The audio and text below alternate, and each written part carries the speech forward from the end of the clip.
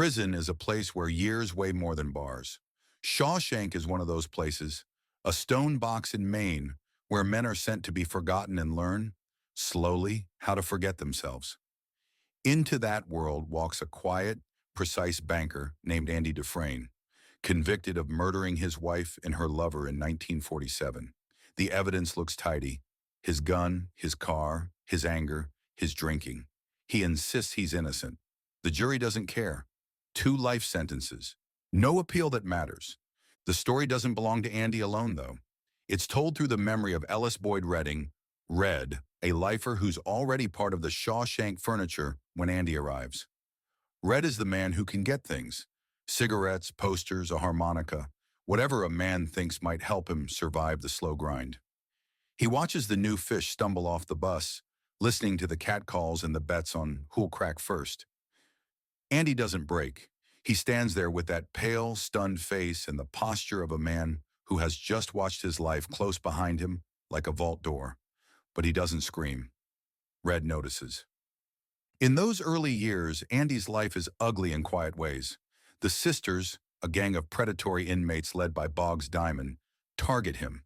They corner him in laundry rooms and shadowed corridors, beatings and assaults that come and go like bad weather. Sometimes he fights back and pays in bruises. Sometimes he can't. The guards don't care until it gets in their way. Andy endures without making speeches about it. He walks back to his cell, straightens his glasses, and goes on. Hope, in a place like that, has to sneak in sideways. For Andy, the first step is a rock hammer. He asks Red for one, not to dig with, he says, but to shape little chess pieces from the pebbles in the prison yard. It's no bigger than the palm of a hand, more a toy than a tool. Red jokes that a man would take 600 years to tunnel out with it. Andy smiles with that quiet, inward look he has and says, "I guess I just missed my wife." Later he asks for a pin-up poster, Rita Hayworth, luminous in a movie still.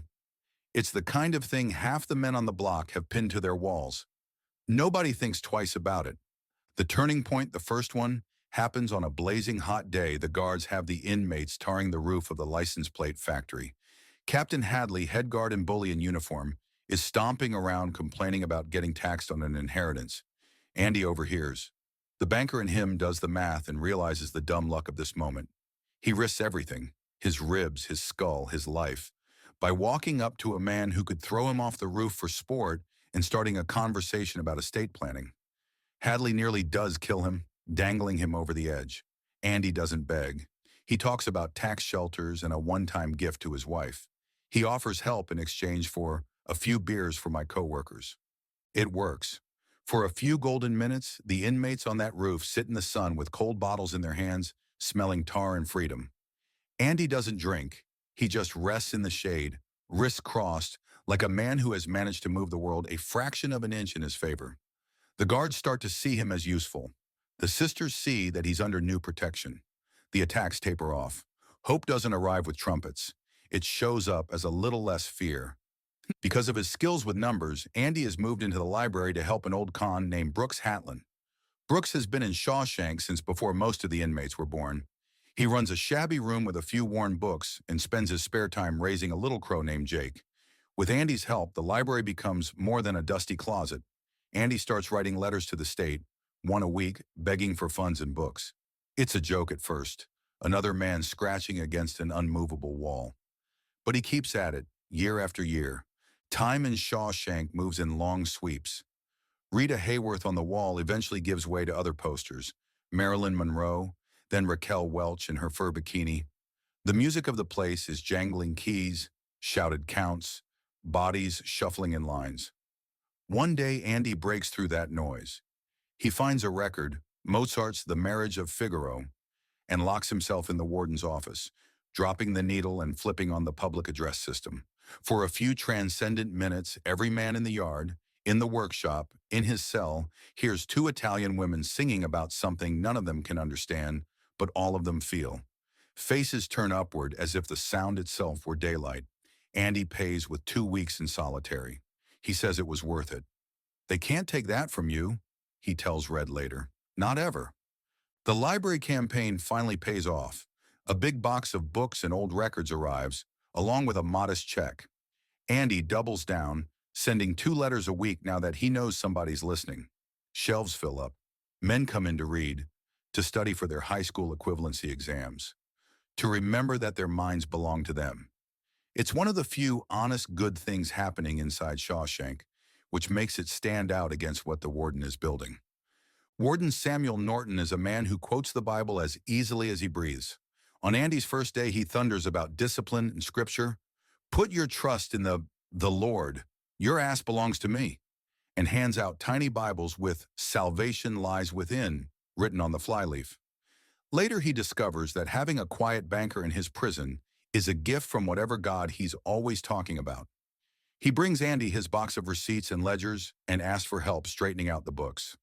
Andy does more than straighten. He creates a whole shadow system, shell companies, phony accounts, and a clean, fictional man named Randall Stevens to receive the money. Through a program called Inside Out, Norton rents out prison labor to local towns and pockets kickbacks from undercut contracts. He preaches about moral fiber and hard work while laundering bribe money through a ghost. Andy doesn't love what he's doing, but he understands the safety of being needed. In a place where men can disappear into solitary or be crushed by a nightstick for looking at a guard the wrong way, being useful to the man in charge is its own armor. At the same time, he keeps tending his smaller rebellions: books, music, chess pieces, the quiet companionship of Red and their circle of friends: Haywood, Floyd, Jigger, the men who share smokes and jokes in the yard. Brooks's story hangs over all of them. After 50 years inside, the parole board finally stamps his application, approved. Men cheer for him until they realize what outside means to a man whose entire adult life has been measured in counts and bells. Brooks is terrified. In a violent, desperate moment, he tries to stab another inmate just to get his parole revoked. He fails. They send him out anyway, into a world of cars and neon and motion he no longer understands. He bags groceries, writes shaky letters back to his friends, and finally, exhausted by a freedom that feels like exile, he climbs onto a chair in his boarding house room, carves "Brooks was here" into a beam, and steps off. Back at Shawshank, Red explains it in one word: institutionalized. A man can get so used to the walls that he can't live without them. Years later, hope arrives in the form of a young inmate named Tommy Williams. He's cocky, good-natured, in for stealing a car, the kind of small-time criminal who has never thought much about the future. Andy helps him learn to read. Red watches the two of them, amused and a little moved, as Tommy struggles through his exams and finally passes. Then, one night in the yard, the conversation turns to old prisons and old cellmates. Tommy mentions a guy he once bunked with, a loudmouth who bragged about killing a golf pro and the man's lover, framing the husband for it. The details line up too neatly with Andy's case to ignore. For the first time in decades, Andy sees a concrete path to proving his innocence. He goes to Norton, not as a bean counter, but as a man asking for justice, a chance to get a new trial, to bring Tommy's testimony before a judge. Norton shuts him down cold. He has no intention of letting his pet accountant walk out the front gate, innocence or no. Too much money runs through those ledgers. He reminds Andy in a hard, quiet voice that everything he has, everything he is in Shawshank, depends on the warden's favor. "You belong to me," he says, "and you believe him." Andy pushes back. He suggests that maybe he won't keep cooking the books. That's when Norton shows what his faith really looks like. He throws Andy into solitary for 2 months and arranges a test of Tommy's loyalty. Tommy passes. He's willing to testify. That's the last decision he ever makes. One rainy night in the yard, guards take him out under the pretense of discussing his future. A rifle cracks. The official story is that he tried to escape. Red and Andy and the audience know better. Norton has had him murdered to seal a secret. When Andy comes out of the hole after that, something in him has shifted. He's thinner, quieter, carrying a kind of stillness that unnerves even Red. They sit in the yard, talking about the idea of hope the way other men talk about the weather. Red calls it dangerous. "Hope can drive a man insane," he says. "It's got no use on the inside." Andy disagrees. He speaks of a little Mexican town on the Pacific, Zihuatanejo, a place with warm waters, no memory, a broken-down boat on a beach he might fix up and use to take tourists out fishing. It sounds like a fairy tale. and he talks about it like a plan. He also asks Red for one more favor. If Red ever gets out, Andy says, he should go to a hayfield near the town of Buxton, to a stone wall and a big black rock that looks like it doesn't belong. Under that rock, he promises, there will be something left for him. Red listens, half believing, half afraid to believe it all. Andy finishes the conversation with a line that will echo long after. Get busy living or get busy dying. That night, Andy asks another inmate for a length of rope. Red spends the hours before morning count sick with dread, convinced his friend is going to hang himself in his cell like Brooks. The silence on the block feels heavier than usual. When the guards come through with their clipboards and their shouted roll call, Andy's cell is empty. The warden storms in, furious, finds the room neat as always, with Raquel Welch looking down from the poster on the wall. He grabs a rock and flings it in a rage. Instead of thudding against plaster, it disappears. The poster rips open, revealing a dark, round hole. The truth spills out in a series of images. Andy, night after night for nearly 20 years, chiseling away at the crumbling stone behind his cell wall with that little rock hammer, hiding the dust in his pockets and shaking it out into the yard. The tunnel snaking through the bowels of the prison, just big enough for a thin man to crawl through. The sewage pipe he reaches at the end, hammering at the joint, timing his blows with thunder so no one hears. The long, filthy crawl through 500 yards of waste and darkness until he bursts out into the cold rain beyond the walls. A man reborn, arms flung wide, washed clean by a storm he hasn't earned but accepts anyway.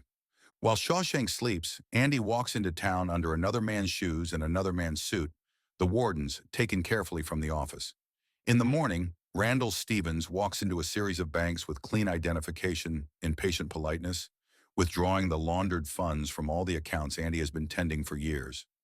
By the time the alarms start ringing back at the prison, he has sent a thick envelope of ledger copies and evidence to a local newspaper, along with details of the warden's little empire of fraud and murder. Back at Shawshank, chaos arrives in uniforms. Investigators, state police, flash bulbs. Norton retreats to his office, the walls closing in as fast as any cell. On his wall hangs a framed bit of needlework that reads, "His judgment cometh, and that right soon." Outside the door, men are shouting. Inside, the warden opens his Bible and finds the hollowed-out space where Andy once hid his rock hammer. There is a note, a neat line about salvation lying within. A moment later, a gunshot. Norton chooses a bullet over a trial. Captain Hadley, the brutal guard who once beat prisoners for sport, is led away in handcuffs, shouting, eyes wild. For once, accountability runs in the right direction. Life goes on at Shawshank because it has to. Years peel off the calendar. Red goes to his parole hearings the way other men go to the infirmary, without hope. He's been denied so many times he has learned the script about being rehabilitated. Eventually, he gives it up. He tells the board the truth, that the young, hot-headed kid who committed his crime is gone, that he lives with regret and can't change what he did. Maybe honesty sounds like something new. Maybe the paperwork just needed a different stamp that day. Either way, they approve him. Red walks out to a world that has moved on without him. He bags groceries in the same store Brooks did, sleeps in the same little room, watches cars and people rush past the window. The temptation to follow Brooks' path, to carve his name and step off, is real and heavy. Instead, he remembers the promise. He remembers a hayfield and a rock that doesn't belong. He buys a cheap compass, hops a bus, and walks through green Maine countryside until he finds the stone wall Andy described. Time has taken the big oak tree down, but its stump remains, and there, under a chunk of black volcanic glass, he finds a buried box. Inside is money and a letter. Andy's handwriting is careful, formal, but the words are warm. He invites Red to join him in Zihuatanejo, to help fix up the boat and live out their days in a place that has no bars. He writes that hope is a good thing, maybe the best of things, and no good thing ever dies. Red breaks parole. He boards a southbound bus, watching the fields roll past his window and narrating his own small act of rebellion. He talks about being excited, about not being able to hold a thought in his head for long because he dares, at last, to hope. He hopes the Pacific is as blue as it has been in his dreams. He hopes he can make it across the border. He hopes to see his friend and shake his hand. On a bright open beach, Andy sands the hull of a worn-out boat, the ocean spread out in front of him like an answered prayer. He looks up and sees a familiar figure walking toward him along the sand. Red in a worn suit and hat, carrying everything he owns in a little bag and nothing he doesn't need in his heart. There's no big speech when they meet, just a handshake that turns into an embrace, and the kind of smile you only see on a man who has stepped through his own grave and come out the other side. Shawshank's story isn't about a perfect system or a clever escape alone. It's about how a quiet man holds on to a sliver of hope in a place built to grind it out of him, how friendship can grow in the cracks of concrete, and how freedom starts long before a lock actually clicks open. It says that institutions can shape a man, even try to erase him, but they don't have to get the last word. In the end, the Shawshank Redemption is exactly what its title promises. Not a miracle, not a pardon from on high, but a slow, stubborn redemption earned one small, defiant choice at a time. Chipped out of stone, hidden behind a poster, carried across the water into the light.